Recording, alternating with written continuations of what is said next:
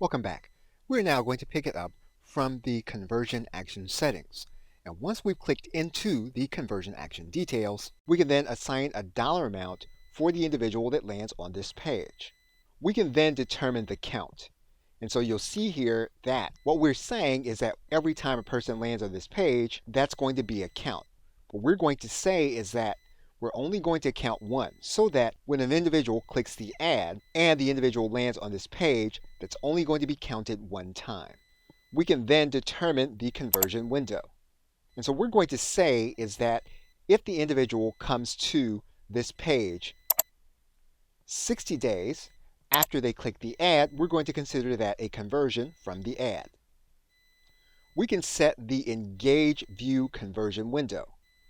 And so we can set this up to 30 days or custom.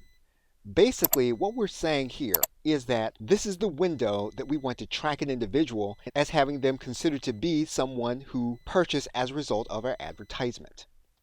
We can also track individuals that may see the ad but then not interact with it, and we can consider the amount of time that we want that to be.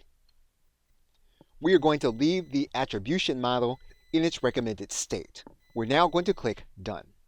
Now there are more elements that you can track using conversion tracking in addition to using a manual code. What we've chosen is the simplest to set up and specific purchases of a product. We're now going to click Save and Continue. What we now need to do is to set up the Google tag, and we're going to do that in the next video. Okay, so with that, thanks, and I will see you in the next video.